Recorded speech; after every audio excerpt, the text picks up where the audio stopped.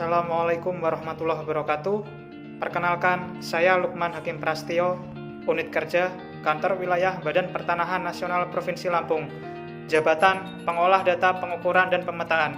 Pada kesempatan ini, saya akan menyampaikan rangkuman materi terkait komitmen mutu dan anti korupsi. Selamat menyaksikan.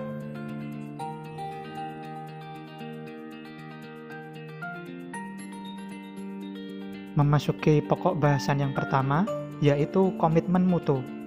Mutu merupakan salah satu standar yang menjadi dasar untuk mengukur capaian hasil kerja. Mutu juga dapat dijadikan sebagai alat pembeda atau pembanding dengan produk atau jasa sejenis lainnya yang dihasilkan oleh lembaga lain sebagai pesaing atau kompetitor.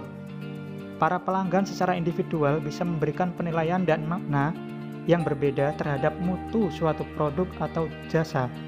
Hal ini dipengaruhi oleh persepsi masing-masing berdasarkan tingkat kepuasan mereka atas produk tersebut, dan juga bergantung pada konteksnya. Dengan demikian, kepuasan pelanggan atau konsumen terhadap mutu suatu produk atau jasa yang sama bisa berbeda-beda, bergantung dari sudut pandang masing-masing ataupun preferensi nilai yang digunakannya sebagai rujukan. Selanjutnya, nilai dasar orientasi mutu. Nilai dasar orientasi mutu meliputi komitmen pada kepuasan masyarakat, cepat, tepat, dan ramah, melayani dengan hati, melindungi dan mengayomi, perbaikan berkelanjutan. Manajemen mutu terpadu. Manajemen mutu terpadu atau Total Quality Management terdiri atas kegiatan perbaikan berkelanjutan yang melibatkan setiap orang dalam organisasi melalui usaha yang terintegrasi secara total untuk meningkatkan kerja.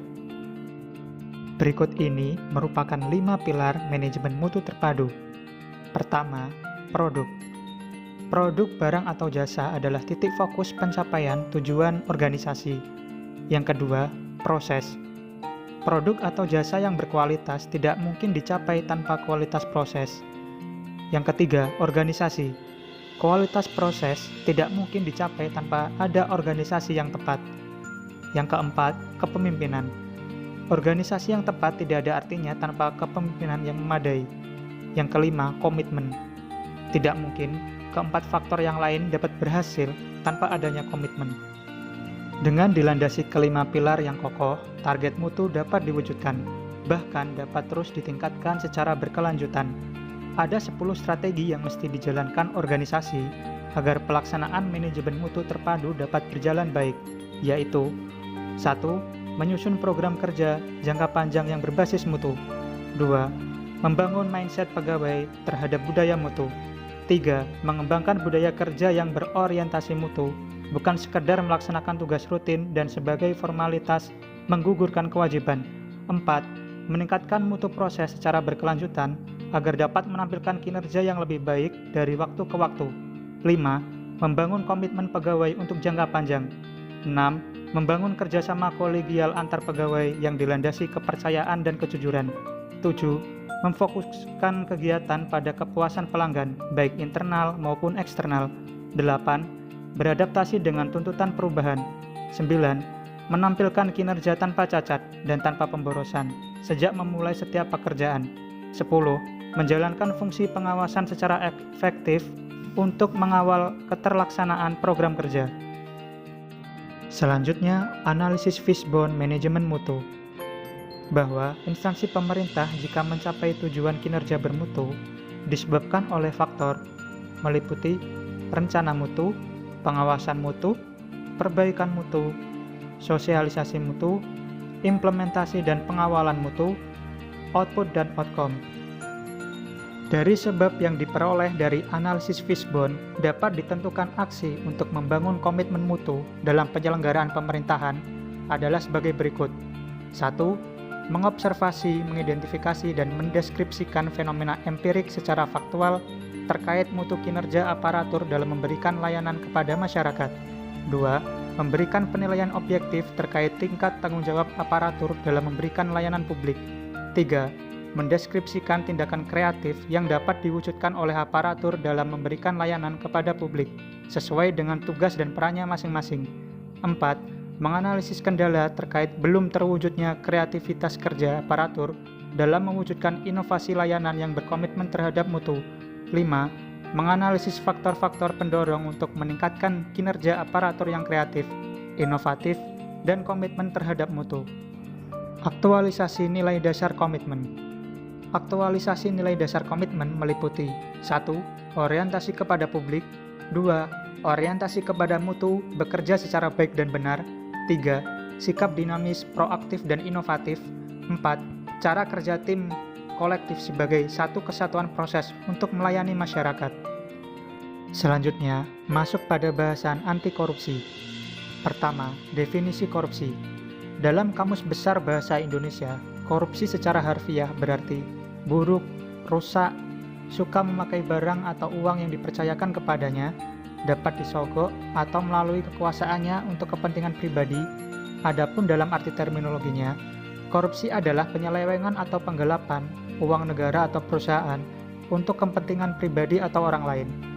Seperti yang dicontohkan oleh rumus Robert Kierkegaard, yaitu korupsi sama dengan diskresi dikali monopoli dikurangi akuntabilitas.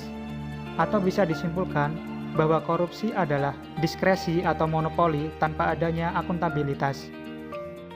2. Ciri-ciri korupsi yang meliputi 1. Dilakukan oleh lebih dari satu orang. 2. Merahasiakan motif atau ada keuntungan yang diraih. 3. Berhubungan dengan kekuasaan atau kewenangan tertentu. 4. Berlindung di balik pembenaran hukum. 5. Melanggar kaedah kejujuran dan norma hukum. 6. Mengkhianati kepercayaan. Ketiga, unsur korupsi. Unsur korupsi dibagi menjadi dua, yaitu unsur subjektif dan unsur objektif. Unsur subjektif meliputi 1. Setiap orang, 2. Penyelenggara negara, 3. Pegawai negeri, 4. Korporasi.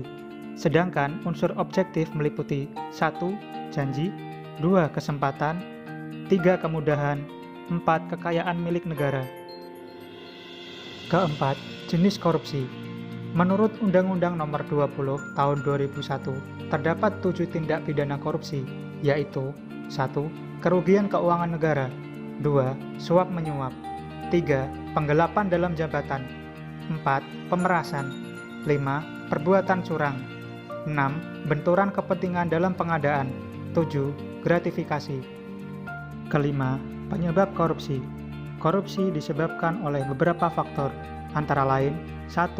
Penegakan hukum tidak konsisten, 2. Penyalahgunaan kekuasaan atau kewenangan, 3. Langkanya lingkungan yang anti korup, 4. Rendahnya pendapatan penyelenggara negara, 5. Kemiskinan atau keserakahan, 6. Keuntungan korupsi lebih dari kerugian yang ditangkap, 7. Pemberian imbalan jasa, 8. Gagalnya pendidikan agama dan etika. Berikut ini adalah identifikasi nilai-nilai dasar anti korupsi. 1. Jujur, 2. Peduli, 3. Mandiri, 4. Disiplin, 5. Tanggung jawab, 6. Kerja keras, 7. Sederhana, 8. Berani, 9. Adil. Niat, semangat, dan komitmen anti korupsi.